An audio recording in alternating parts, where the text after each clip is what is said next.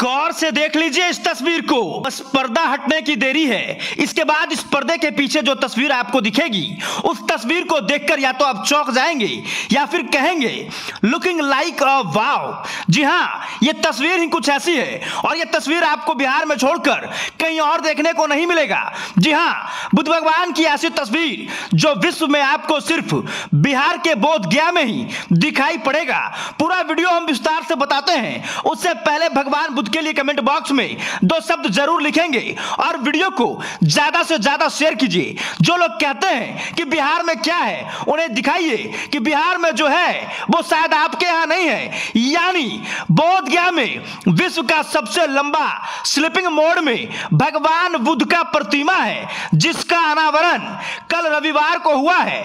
बौद्धिक मंत्र उच्चारण के साथ विभिन्न देशों के बौद्ध श्रद्धालुओं ने उद्घाटन किया। बोधगया में देश के सबसे बड़े स्लीपिंग बुद्ध का लोकार्पण किया गया।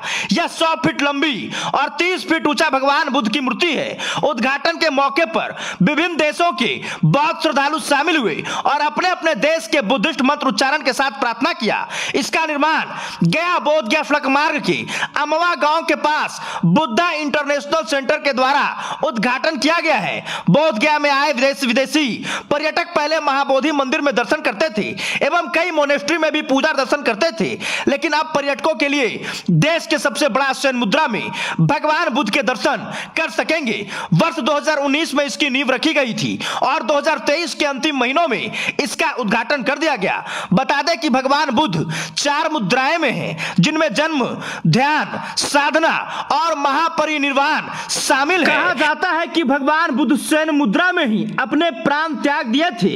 इसी को लेकर यह प्रतिमा बनाई गई है जो कि काफी सुंदर है। अभी जो चीजें रील्स पर वायरल हो रही है, इंस्टाग्राम पर वायरल हो रही है, वो शब्द यहां सटीक बैठता है। तो लुकिंग लाइक अ वाव वाले शब्द को यहां कहने में कोई हर्ज नहीं। उद्घाटन के मौके पर आतिशबाजी भी की गई। इस मौके पर विभिन्न देशों के बौद्ध श्रद्धालु भी शामिल हुए।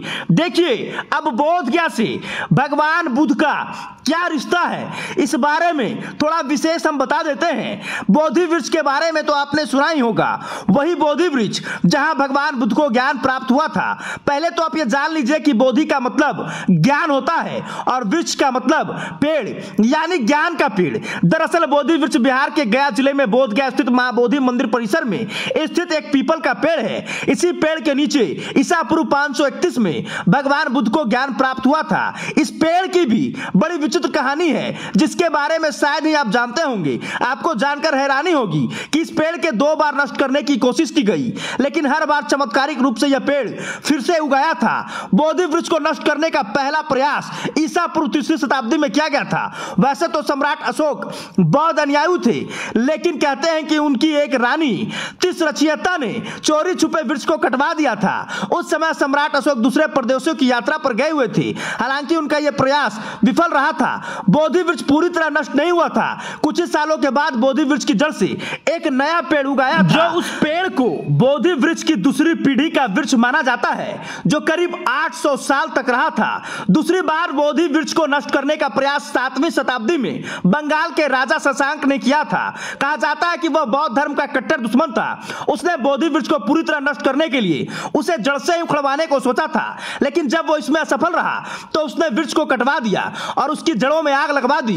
लेकिन यह चमत्कार ही था कि इसके बावजूद भी बोधि वृक्ष नष्ट नहीं हुआ और कुछ सालों के बाद उसकी जड़ से एक नया पेड़ निकला, जिसे 3री पीढ़ी का वृक्ष माना जाता है। यह वृक्ष करीब 1250 साल तक रहा था और अब सरकार जिस तरह से उस पेड़ का संरक्षण कर रही है, निश्चित तौर पर उसका बाल बांका भी नहीं किया जा सकता है।